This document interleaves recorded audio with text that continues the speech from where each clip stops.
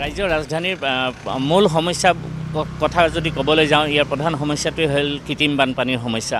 অৰ্থাৎ এজাক মুষলধাৰ বৰষুণতে ইয়াত কৃত্ৰিম বানপানীৰ সৃষ্টি হয়। যিহেতু ইয়াত যোৱা 3 আগষ্টৰ পৰা অৰ্থাৎ সোমবাৰৰ পৰা যি দুপৰীয়াৰ ভাগত এজাক বৰষুণ আহিছিল বা নেৰানেপেৰা কিছু পাতলীয়া ধৰণৰ বৰষুণ পৰিছিল, ঠিক তাৰ সমান্তৰালকৈ ইয়াত কৃত্ৰিম বানপানীৰ সৃষ্টি হ'ল, যাৰ ফলত মই যি স্থানত আছোঁ এই ৰুক্মিণী গাঁও হিজুবাৰী আদি বানত কৃত্ৰিম বানত ডুব গৈছিল। অৰ্থাৎ ৰাজপথ ডুব যোৱাৰ লগতে আৱাসিক এলেকা বা দোকান পোহাৰ সকলো সামগ্ৰী তেওঁলোকৰ সেই পানীত ডুব গৈছিল, যাৰ ফলত তেওঁলোকৰ বহু লাখ টকাৰ ইতিমধ্যে ক্ষতি হৈছে। আৰু ইতিমধ্যে ডিপুৱে সেই দৃশ্য দেখুৱাবৰ কাৰণে অনুৰোধ জনাইছোঁ। মই যি স্থানত আছোঁ ৰুক্মিণী গাঁও, সেই ৰুক্মিণী গাঁৱতে ইয়াত কৃত্ৰিম বানপানী অৰ্থাৎ 3 দিন ধৰি এই জলমগ্ন হৈ আছিল ৰুক্মিণী গাঁৱৰ পৰা আদি কৰি হিজুবাৰী, ৱায়াৰলেছ অথবা পাঞ্জাবাৰী এই আদি অঞ্চলসমূহত। আৰু এতিয়া সেই তাৰ পৰিস্থিতিত অৰ্থাৎ পানী শুকাইছে যদিও ইয়াৰ পৰৱৰ্তী যি সমস্যাৰ সন্মুখীন হয় অৰ্থাৎ প্ৰত্যাহ্বানৰ সন্মুখীন হৈছে তেওঁলোকে, যিহেতু ইয়াৰ যি দোকানীসকল আছে বা ব্যৱসায়ীসকল আছে তেওঁলোকৰ সকলো সা সামগ্ৰী ইতিমধ্যে পানীত বা ডুব গৈছিল, যাৰ ফলত তেওঁলোকৰ বহু টকাৰ ক্ষয়ক্ষতি হৈছিল। আৰু ইতিমধ্যে ইয়াত আৰু কালিলৈকে ইয়াত ৰাবাৰ বোট চলিছিল। দাদা, আপোনালোকৰ ইয়াত কৃত্ৰিম বানপানী সমস্যা এইটো উৰ পেলোৱাই নাই? এইটো ওৰ পেলাব বুলি আমি আশা দেখা নাই বৰ্তমান। আজি মানে সপ্তাহত 3 দিনমানকৈ হৈয়ে আছে বানপানী। আৰু দোকানৰ ভিতৰত মোটামুটি 2 ফুটৰ ওপৰত পানী হয় ভিতৰত, বাহিৰত 5 ফুট পানী হয়। বয় বস্তু মানে সেইদিনা আধা ট্ৰাক মাল পেলাই দিছোঁ, চাউল, দালি, চেনি, আটা, ময়দা এইবিলাক পেলাই দিব লাগিছে। উপায় নাই আৰু কি কৰিম, এইবিলাকতো পচিলে গোন্ধ ওলাই থাকিব না। চাউল দালি এইবিলাক পচিলেতো গোন্ধ ওলাই থাকিব, পেলাই নিদিলে ক'ত ৰাখি থ'ব আৰু। এইটো হৈয়ে থাকে। লোকচান নহয় একদম, আমি শেষ হৈ গ'লোঁ ব্যৱসায়ত। লোকচান বুলি নকয়, লোকচান কাক কয়? কিছুমান বস্তু আনিছোঁ মই, অলপ বিক্ৰী হোৱা নাই, অলপ ডেমেজ হৈছে, সেইটো পেলাই নিদি। কিন্তু বানপানীটো কি আৰু ধ্বংস কৰে কি? এইটো লোকচান মানে নহয়, লোকচান নকৰে। SDRF হওক বা ডিজাষ্টাৰ মেনেজমেণ্টে হওক ৰিলিফ দিছে বা ৰিলিফ দিয়াৰ কথা শুনিছিলোঁ বা বোট চলাইছিলে। ৰিলিফত কি আৰু, ৰিলিফত কি হ'ব? ৰিলিফত এটা বটল পানী, এটা বিস্কুটৰ পেকেট পাই ৰিলিফ বুলি এইটো মানুহে জীয়াই থাকিব পাৰে নেকি? মানুহেতো কৰ্মসংস্থান যেতিয়া ধ্বংস হৈ যাব, তাৰ ৰিলিফেতো মানে বচাই ৰাখিব নোৱাৰি নহয়। ৰিলিফটো কি খন্তেকীয়া বস্তু?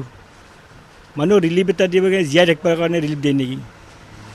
এদিন সকাহ বা 1 ঘণ্টাৰ কাৰণে সকাহ দিব পাৰে 1 বটল পানী দি। সেইটো ৰিলিফ বুলি কি আৰু? পৰিৱেশটো মই দেখুৱাবৰ কাৰণে অনুৰোধ জনাইছোঁ, যিহেতু ডিপুৱে সেই দৃশ্যখন দেখুৱাই দিছে। এই দোকানখন যি দোকান আছে তাত প্ৰায় 3 ফুটলৈকে পানী উঠিছিল। আৰু এই পানী উঠাৰ ফলতে তেওঁলোকৰ বয় বস্তু বহু টকাৰ ক্ষয়ক্ষতি হৈছে, ইতিমধ্যে লোকচান হৈছে। তেওঁ উল্লেখ কৰিছে যে প্ৰায় আধা ট্ৰাক তেওঁ সা সামগ্ৰী ইতিমধ্যে পানীত ডুব গৈছে বা পেলাই দিবলগীয়া হৈছে, যাৰ ফলত ইতিমধ্যে কৃত্ৰিম বানপানীৰ পৰৱৰ্তী যি প্ৰত্যাহ্বান আহি পৰে, তেওঁলোকে এইসমূহ যিহেতু দোকানী হওক বা ব্যৱসায়ীসকলেই হওক অথবা আৱাসিক এলেকাই হওক, তেওঁলোকে সেই পলসসমূহ বা পানীৰ কৃত্ৰিম বানৰ পিছত তেওঁলোকৰ বয় বস্তু সা সামগ্ৰী ইতিমধ্যে বহু ক্ষয়ক্ষতি হয়। মই এতিয়া আছোঁ এইখন চাহপাতৰ দোকান, এইখন চাহপাতৰ দোকানত সেই দৃশ্য দেখুৱাই আছে। ইয়াত যিহেতু কেইবা বস্তাও চাহপাত তেওঁলোকৰ নষ্ট হৈ গৈছে। ইতিমধ্যে সেই দৃশ্যাংশ ডিপুৱে দেখাই আছে। আৰু আমি কিছু লোকৰ মন্তব্য ল'বলৈ চেষ্টা কৰিম, যিহেতু ইয়াত এই ৰুক্মিণী গাঁৱৰ যিহেতু প্ৰায় 5 বছৰৰ ওপৰৰ পৰা এই সমস্যাৰ সন্মুখীন হৈ আহিছে। সমগ্ৰ বৰষুণ দিলে এই কৃত্ৰিম বানপানীৰ সমস্যা এই ৰুক্মিণী গাঁৱৰ কোনো নতুন কথা নহয়। আৰু ইতিমধ্যে হিজুবাৰীতে হওক বা বেলতলাতে হওক এই কৃত্ৰিম বানত ডুব যায়। বৰষুণ আহিলে কৃত্ৰিম বানত ডুব যায় ৰুক্মিণী গাঁও। আপোনাৰ দোকানখনতো বহুত এৰে আগৰবাৰতো বহুত গৈছে। মই আপোনাক যে কৈছিলোঁ যে আৰু কিমান কৈ থাকিম এটা কথাই। কালিও মোটামুটি ধৰক ইয়াতে 6 ইঞ্চি ওপৰত উঠিছে। আৰু গাড়ীবিলাক চলালে আৰু চববিলাক অনিষ্ট হৈ যায় ডাঙৰ। আপোনাৰ চাহপাতৰ ব্যৱসায় আছে, এই বহুত লোকচান, এই 3 বছৰত বহুত লোকচান বুলি ক'লোঁ। আৰু আজি এই বছৰ বুলি নহয়, আজি 3 বছৰ এনেকৈ থাকিলোঁ, বহুত লোকচান। ইঞ্চুৰেঞ্চ ক্লেইম কৰিলে কি কৰে জানে? যদি আপুনি 5 লাখৰ দিব, আপোনাক 1 লাখ দিব। মানে আপোনাৰ দোকানবোৰৰ ইঞ্চুৰেঞ্চ আছে? আৰু মোৰ ইঞ্চুৰেঞ্চ আছিল, এইবাৰতো কৰাই নহ'ল ইঞ্চুৰেঞ্চ।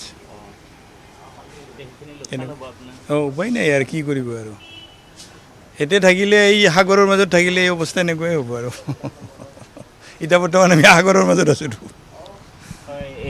এজাক বৰষুণ দিলে সাগৰ সদৃশ্য পৰিৱেশৰ সৃষ্টি হয় এই ৰুক্মিণী গাঁও অঞ্চলত অৰ্থাৎ 5 ফুট পৰ্যন্ত এই ৰাজপথত 5 ফুট পৰ্যন্ত পানী উঠে আৰু ঠিক সমান্তৰালকৈ ইয়াৰ ৱাৰলেছৰ কথাই কওক বা সিজুবাৰী অঞ্চলৰ কথাই কওক এই যি বানপানী হয় প্ৰায় 2-3 দিনলৈকে এই পানীটো থাকে অৰ্থাৎ তেওঁলোকৰ যি সমস্যা হয় বা এতিয়া পানী শুকাইছে যদিও তেওঁলোকৰ ভিন্ন ধৰণৰ সমস্যা এতিয়া ব্যৱসায়ীসকলে তেওঁলোকৰ বয় বস্তুসমূহ এতিয়া ৰ'দত দিবলৈ শুকুৱাইছে অৰ্থাৎ ঠিক একেদৰে যি স্কুল কলেজৰ ছাত্ৰ ছাত্ৰী আছে বা উদ্যোগ বেপাৰ বাণিজ্য কৰিবলৈ বা এতিয়া এখন ৰিক্সা ভাড়া কৰিবলৈ অৰ্থাৎ এই পানী হ'লে কৃত্ৰিম বানপানীৰ সৃষ্টি হ'লে তেওঁলোকে ৰিক্সা